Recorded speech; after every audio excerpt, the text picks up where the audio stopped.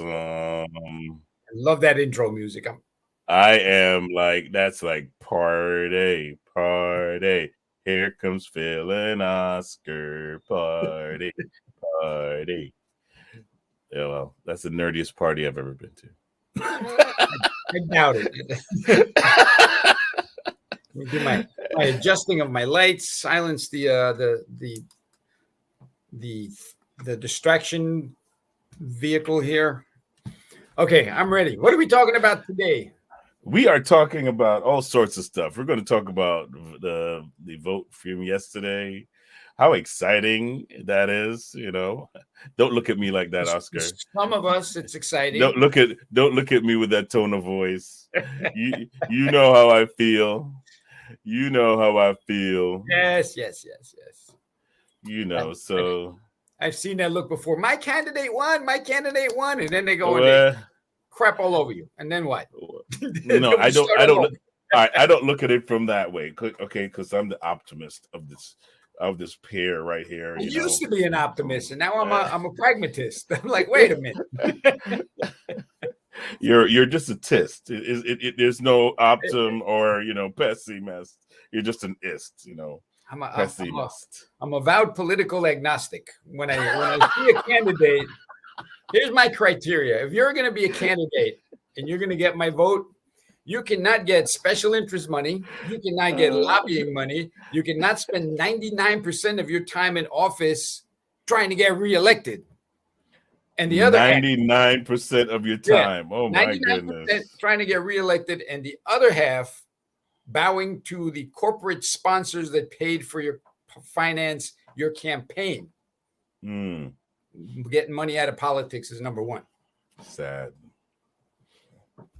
Aside from that, Mrs. Kennedy, it was a great day for a convertible ride. Okay, so I mean, I get where you're coming from. My point of view is at least you get a nostalgic feeling of, well, I did have a say in who got in. Oh yeah, I feel like that's the exercise of our, limited freedom. Yes. But and then I liken it to, wearing a dark suit and peeing on yourself. It feels warm and fuzzy for about a minute and a half, and then you come to reality. Well, here's the thing: we're voting for people, just that are financed by who? I'm not saying that we should vote for robots, because that would even be worse, right? I need to find third-party people that aren't financed by the oligarchs. Here's the thing: it takes so much money to run. It takes so much money to run a national campaign that it's like, if you don't have the right sponsors, if you don't have the right people financing your campaign, you are in a doghouse issue. Right. Okay. So the big money finances campaigns. Mm-hmm. So the left wing and the right wing belong to the same bird, the vulture bird that feeds on our taxes. So here's what we do.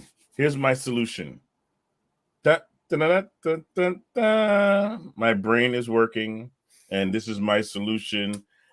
You can put it in the chat, everybody. If you're watching on LinkedIn or you're watching on Facebook, you can tell me what you think of my idea, because I shaved all my hair off so I could get better ideas. So what if the people said, you know what, we're going to pull together and finance the candidate that we think should be in office, but we're not that organized. Exactly. And so it would have to form a whole new party just so that, but then not everybody's going to like that party. And so they're going to form like several other parties. We need a citizen populist party that looks out for our interest. Right now, we don't have that. But we have elected officials they've crowned themselves the ruling class. The laws that apply to you and me don't apply to them. And they keep proving it over and over again. Congress keeps doing insider trading.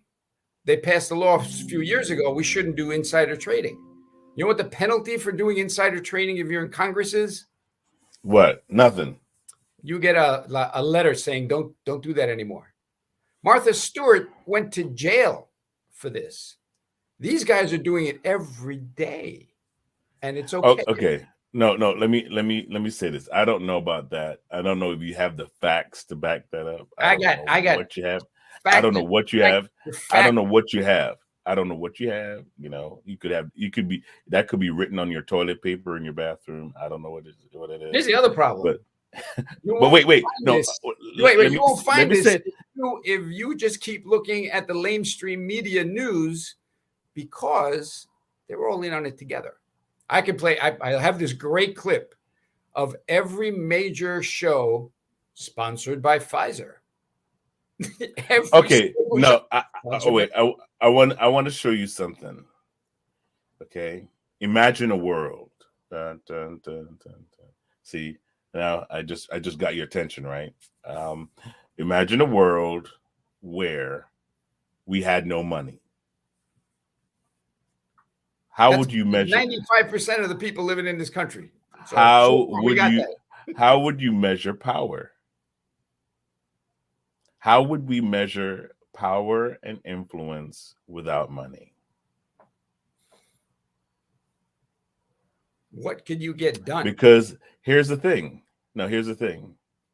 We all need a measure, something to measure by, to to say, well, we need I accomplished this, right? Wait. No, hear what I'm saying. Gandhi had no money, he had no shoes, he barely ate anything. Huge okay, amount of imagine, but no, that's because Gandhi knew how to use his words. Martin Luther King didn't have a whole bunch of money. But guess what? Here's the thing, right? Here's the thing. Just answer the question, though. I asked you a question. I just want you to answer this question. Like, there are but answer the question. No, I'm not talking about an individual person. No, it's not. I'm not changing the question. I said, what if we were a society without money? What if we had nothing to measure wealth and success by when it comes monetarily?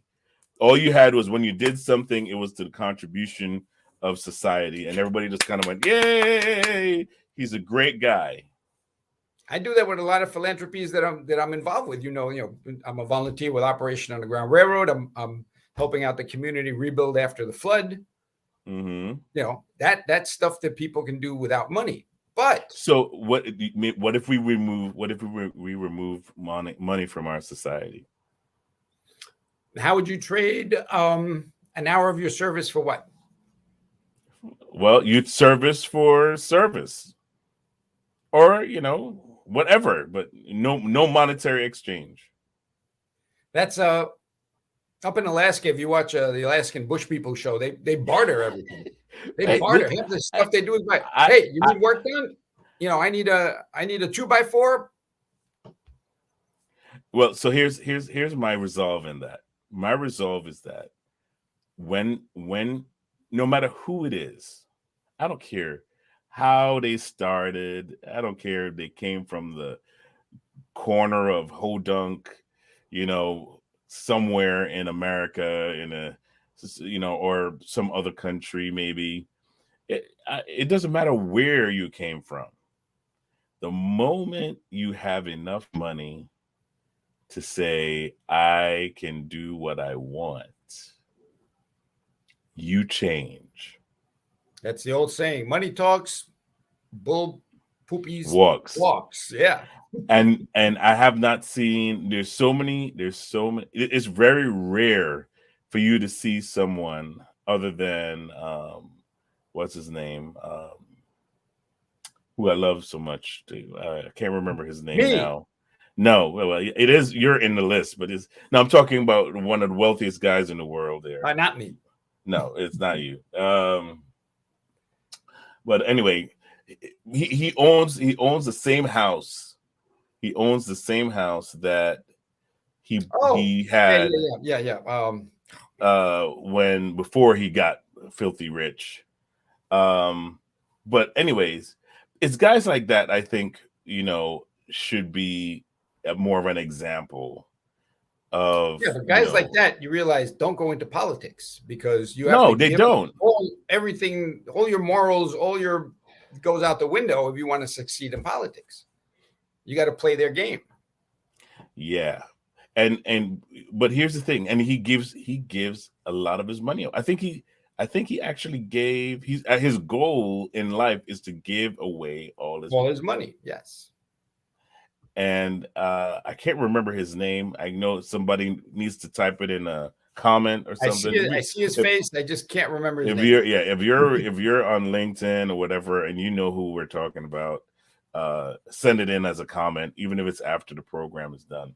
But anyway, that guy is a prime example of how we should be, right? Well, because if you know Habitat for Humanity, that was started by Mr. Fuller, who was a millionaire, and decided he just had too much money. He didn't need that much money. Sunk his money into building Habitat for Humanity, which is now the Fuller Center, and help rebuild houses and build houses for people that low income people that can't really afford a house or to have a house rebuilt.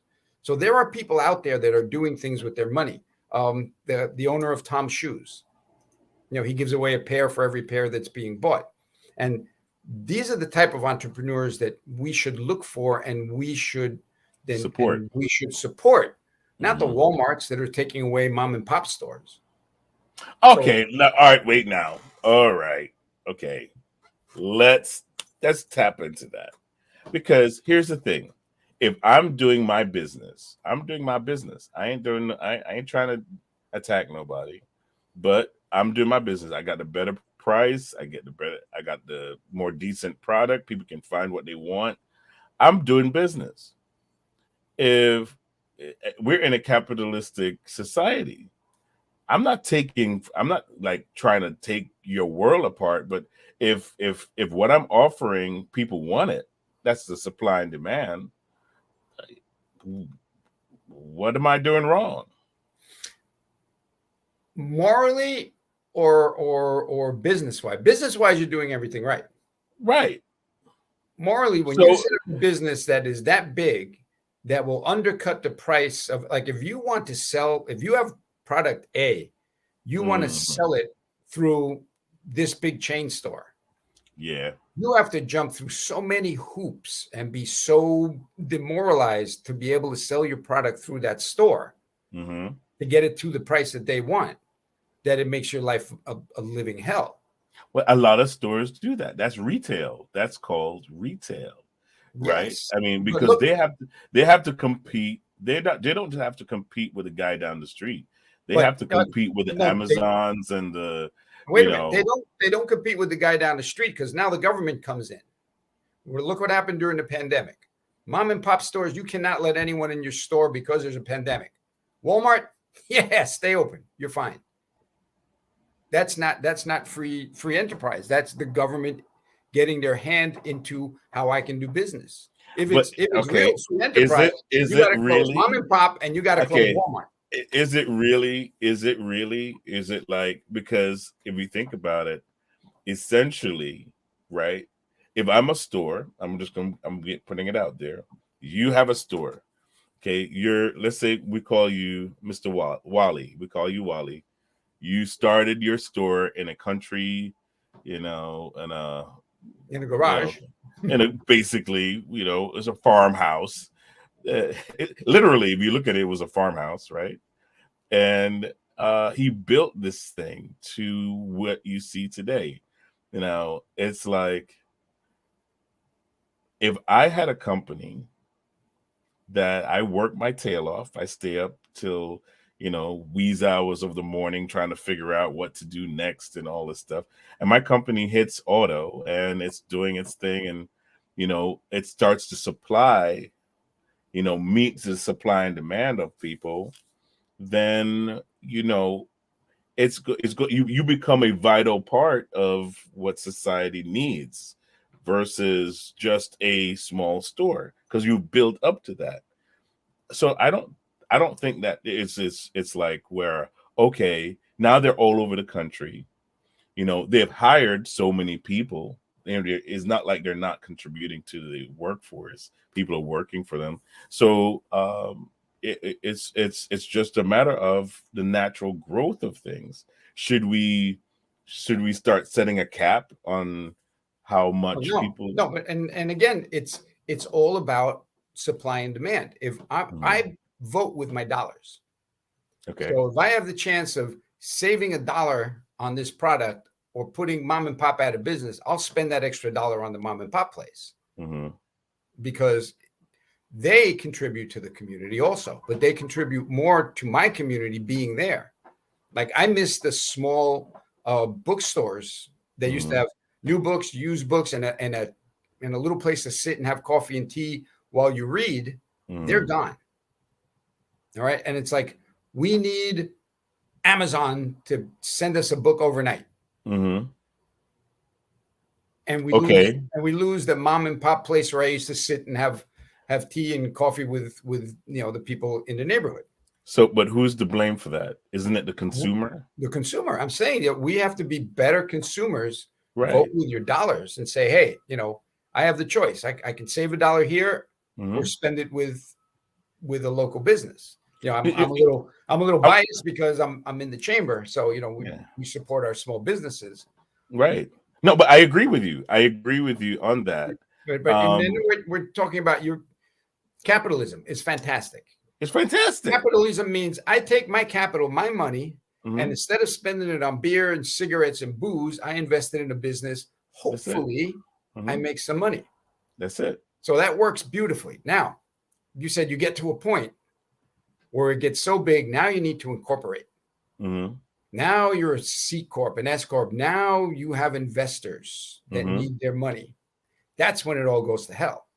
Because now the investors want their share of profits from your business. Look what happened to Steve Jobs. Apple got so big, they said, you're fired. Yeah. You started this, but you're fired because we want to make more money. And you want to make crazy products without buttons. And then that fell apart, and they brought him back. But it's that when the corporations take over and the corporate entity is more important than even the workers, because you see people in Amazon and these other places that are like, we can't work like this. There's a viral video that went out from a woman working in a Walmart or one of those big stores, and just the day she quit, she let everyone there have it and let everyone know why she's quitting and how the people are being treated there, and just I'm out of here. But again, you're looking at a situation where people can't afford to quit a crappy job, because where are they going to turn to? I just watched the thing with Russell Brand did a video on these nurses that now they have robot nurses named Grace. Look it up. Grace. And they will talk to you, and they'll take temperatures, and they'll do all this stuff, everything that a nurse would do.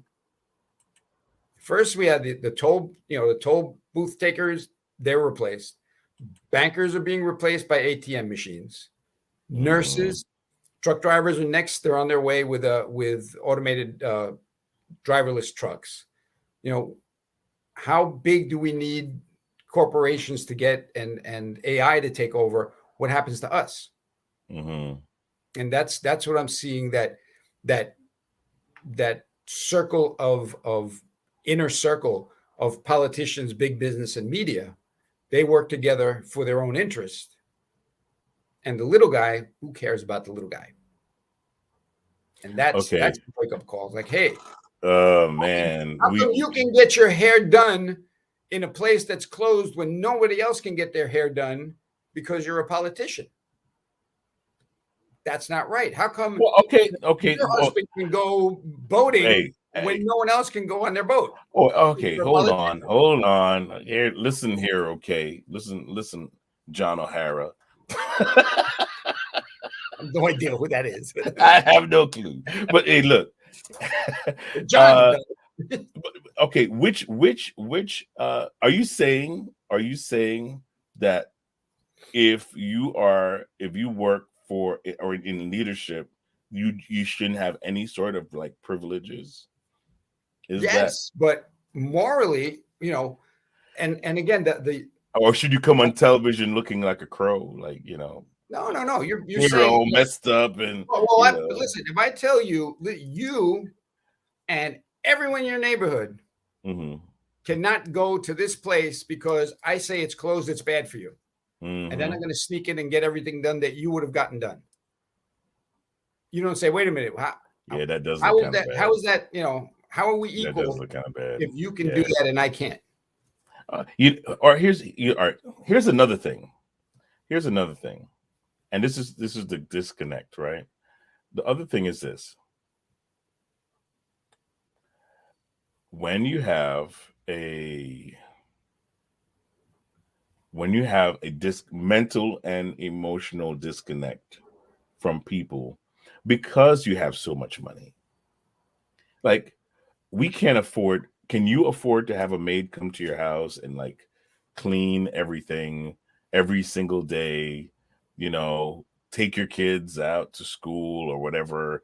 I mean, how many people can really afford the lifestyle that a lot of these people have on a whim? I mean, well, there's a book called The Millionaire Next Door, which chronicled all these people that have become millionaires, but they don't spend their money on Lamborghinis and stupid, signs of wealth. It's like they take their money, they invest it in themselves, they invest it in the community, but nobody hears about them because they're like, like, oh, man, I'm trying to remember the guy's name that still has the same car that he had in damn, it's just like, it's just evading me. I have no I can see his little face with the white hair and it's we're getting old. That's what it is. Oh man. Yeah. Well, anyway, both of us. Oh my goodness. So my whole thing is invest in a politician that is working for your, and also I think every politician should have a term limit, bar none. You cannot be in Congress for 37 years. Yeah, I agree. And not, know all the little loopholes that. All right, here's the ridiculousness on that, right? You know who would have to vote and approve that? They would have to vote and approve that. These are the same guys that vote to see if they can get a pay raise. How do we do it? How did? Oh, I'm going to vote. I'm going to vote against me getting a pay raise. Right. Well, who? Public servant. The elected by the people to serve the corporations. Like the system's broken. I mean, I think we should all read 1984 over and over again until we see we're living in 1984. But look, it's complex in the sense where without the corporations, you don't have the jobs. Right. And the jobs give people stuff to do, which feeds the economy and so on and so forth. So if you start cutting and, branding corporations and all that stuff against, everything, then you're going to start affecting the jobs that people have and enjoy and things like that. I'm saying start putting your money into businesses that are looking out for the community, not businesses that are looking out for the big shareholders. But that's not the problem. You know why? Because when we start supporting those small businesses that become big business, you know what they're going to turn into? No, not Tom's Shoes is not one of those big businesses that they've grown and they're huge. And they're still contributing back to society. But so are other companies. Do you know that there are companies out there that have, like you talk about Walmart, there are companies that have grants that they give to small business. And that's their way of supporting. I don't remember which company it was that I went to. I don't even want to name them, but they put aside every year. Get this, they put aside like $20 million. To help support community business, small business in the community. But you know who applies for it? Nobody. Nobody. Right. And they even have I was talking to the representative that he goes out, he tells them, hey, we've got, programs you can apply for and all this stuff that we can help fund your business. All right, folks, next focus on you. We're going to do a detailed list of all the businesses that are giving money to small businesses. Tune in. Yeah, you know what? Let's do that next week.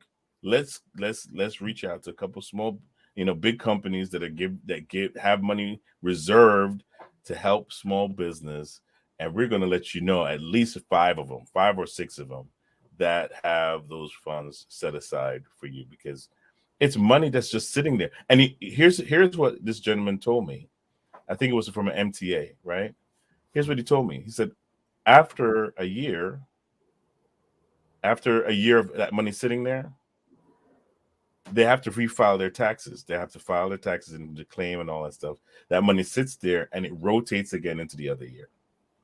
And they have a meeting about this $20 million that's just been sitting there. And I think we could take 10 million each, and we can do something with that. I think we could, yeah. Let's go for it. Let's do it right now. We'll be the only 2 applying. It'd be great. Here's the caveat. I think the caveat is that there's a lot of paperwork. But you're talking about millions of dollars. I got a pen. I got time. You're talking about. I got 2 pens. All right. You're getting and it's not money. And it's not money you have to pay back. Oh, my favorite kind of money. It's not a loan. So, hello, somebody. Oh, but here's my point. There are companies that have all these things in place, but if people don't do their research and they don't know these things, they're going to say, well, they're not offering anything to the community, but they're offering a ton of stuff. It's just a matter of people taking the time. Here's what I find, that sometimes people just want you to hand them stuff. They don't want to make any effort. They don't want anybody to kind of like, they don't want to, pursue it. They want it just like, here you go, boom, take it. Yeah, that's a big problem. Our human nature is, if I can get something for nothing, I'm doing it. Yeah. If I don't away. I had that with it's not even human nature. I had a squirrel that I used to feed outside the window every day. Mm-hmm. Bread and stuff like that. I didn't just give it to him. One day I was busy. I did not put the food out. When I hear this noise, and I'm like, what the hell is that? And I look out the window and the squirrel is screaming at the window. It's like, hey, it's free food time. Hello. But you trained him. Him. And but you get that mentality. I get this stuff for free. I don't need to do anything for it. And I wanted it. So, there's paperwork involved. Let's do paperwork. Whatever it takes to get that money out of that fund that's just sitting there. It's a tax write-off for them. It's not a big deal. Right. Exactly. So, I mean, we should be taking advantage of these opportunities there, and that are being offered, that are out there, and go for it. And I mean, put that paperwork in. If you have to get somebody to fill it out for you, get them to fill it out for you. Hire Legal Shield. They have attorneys. They will look over the contracts. They will look over the contracts. Exactly what you need to do is say, hey, what's the fine print? Because the big print giveth and the fine print taketh away. So absolutely. Exactly. It's like I was talking to somebody today about something I saw with Amazon. They're offering a bonus, right? But here's the caveat: when they hire you, you have to work. You have to show up on time. Now, some of these people, they're like that. They're going to sign up for that $3,000 bonus. At least once or twice, they're going to show up late. Guaranteed. If they show up at all after the check clear. Or if they're smart, they don't get that $3,000 till the end of the year, after working to the end of the year. You can't put that money up front. No. Are you kidding me? You put that money up front, you never see them again. Yeah, that's like the Discover card. Remember the Discover card? I discovered I could take out a lot of money on the Discover card, and then I discovered I'm broke, and now that they got to discover how to get the money back from me. It's so that that's and what I'm hearing is what you're seeing in California with the couple of thousand boats that are sitting out there, ships with the containers. Yes, yeah. I mean, exactly. the breakdown is you can't get truck drivers to pull that stuff. Once you get it onto shore, it's got to go onto a truck, and truck drivers are being paid not to work. They're being paid not to work. What do you mean? Yeah, but with the pandemic pay and all this, all these little bonuses that they threw in unemployment and all of that. So that's not but if they don't cut that out, did you get that? No, that hasn't been around for a minute. We only got 2 or 3 of those things. Yeah, but if you know how to work the system, what I'm hearing is they're making enough not working to be able to stay home and play with their kids. And there's not enough of a gap between what they're getting and what they were making as a truck driver to make it worth their while to get out of the house. Well, you know that there is such a thing as unemployment insurance. Yes. This is another thing that most people don't know. Some people have been paying into this thing called unemployment insurance all their life and have never used it. Yeah. Well, I call it payback. For all the people who have died, not realizing that, not realizing getting that money is like, I'm making enough to not have to go break a sweat and go work. When that money runs out, then it's like, all right, got to go back to work. Or you know what? Another side to that is people are transitioning into other types of work. They're on the news. They had a guy on the news that said that he worked for the stock market, and once in COVID, he had to be home and quarantined and all. There's some good things that actually came out of this whole thing, and he was home and he started realizing how grown his kids were. And he's looking at his kids. He's like, when did that happen? yeah. And so as time went on, he started realizing I'm spending too much time at work because my kids. What's going on with the truck drivers. My kids are going to be in college, and that's when I'm going to realize that I missed their entire childhood. Nah, and so he changed his whole career, man.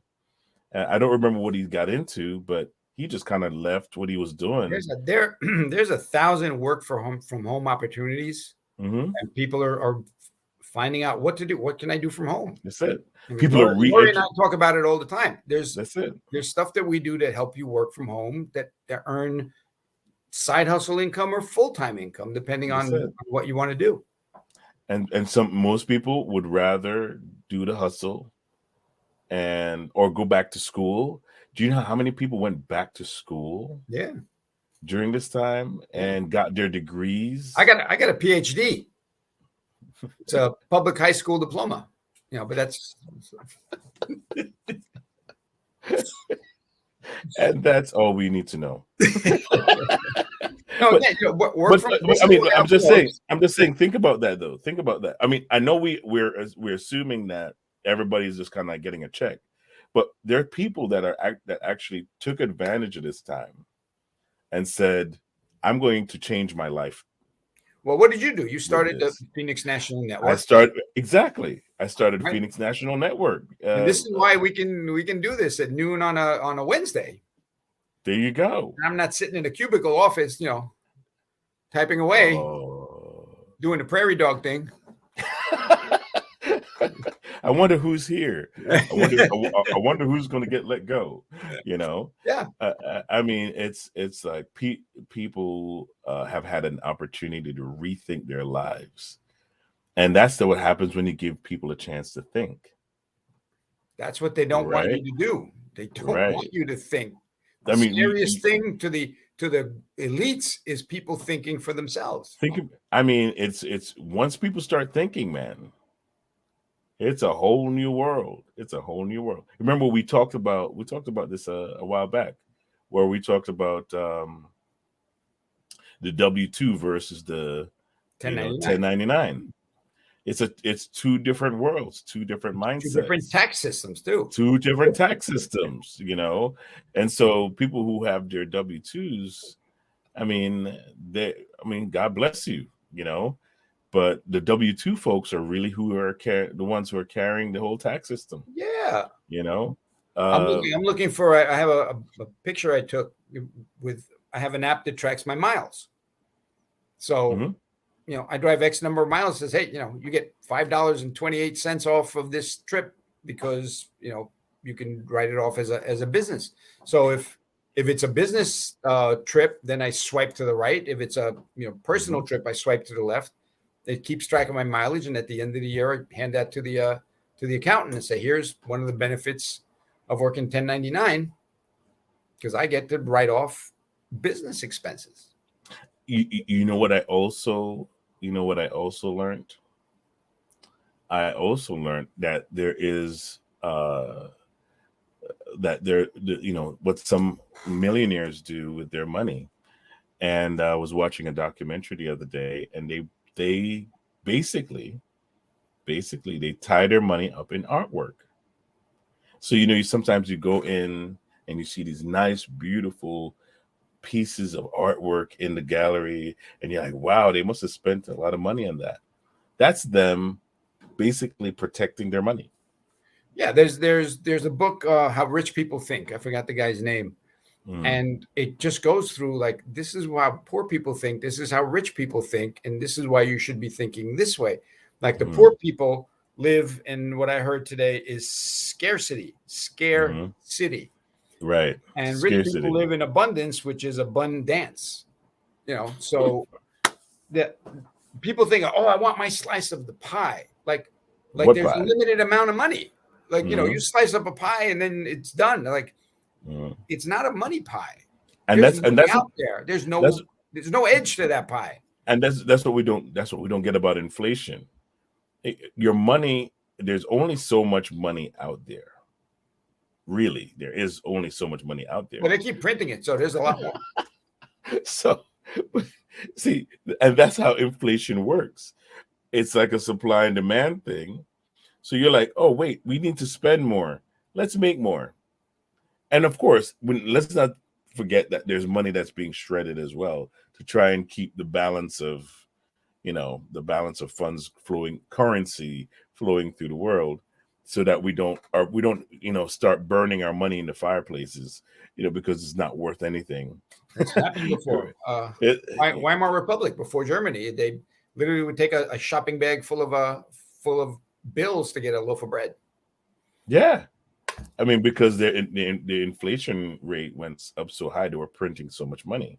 So not for nothing, but have you checked gas prices lately? I have. We're looking at hyperinflation right now. Okay, so I'm looking at a bicycle right now. And maybe a little scooter. Next big thing is going to be the Uber rickshaw. I will take you where you need to go. Yeah, but listen, I think Manhattan, those pedal cars are a lot more pedal cars are coming up. Yeah, I mean, people are realizing that they need to make adjustments. So, with that being said, Phil and Oscar are now going to be timing out, and we want to hear from you. So, make your comments in the chat. We are on every Wednesday? I believe so. We've been on every Wednesday for a year? Ever. Yeah, it feels like forever. Yeah, but we are here. We bring these programs on for you guys, everybody on there. Just focus on you and you, and you. Even you, Oscar. Especially me. I know you focus on me. I know you've wanted me to change the name for a while now. Not going to happen because it's focused on you. And so we have this is an opportunity for us to feature those who are on our network as well as those who are watching, in on the platforms as well. So, feel free to reach out to us. Our number is 914-297-7624. That is 914-297-PNBG. So don't forget the app. Don't forget the app. Oh, yes. You're so smart. You know that? You're so smart. Don't forget the app. The Phoenix National Network. It is on every app store, so you don't have to worry about if you can find it or not. All you have to do is type in Phoenix National Network, and it will pop up on your phone. And you can actually see some of our partners, connect with them, give them a call. I mean, how many networks can you actually call the people you're watching? I mean, like personally call them, So on our network, we make it accessible for you to reach out to these folks and, get the benefit of their information. We're looking at investors. We talk to all sorts of different financial growth folks. Lori Stye is one of our wealth builders, and she has her programs on here. So don't miss out. Don't make the mistakes that we took years and years of making, trying to figure out how to balance our budget and things like that. Be wise about your life and take the advice from folks who have already traveled the road. What is it that you hire an expert? There you go. Oscar is always right. I mean, his gray hair, your gray hair shows everything. Your gray hair shows the amount of wisdom, and my bald head shows all the wisdom. So, yeah. I didn't know you were going to go there. Like, oh, damn. I started this. Now I got to get out of it gracefully. So anyway, guys, thank you for watching again, and we will see you next week. Because when you win, we win. All right.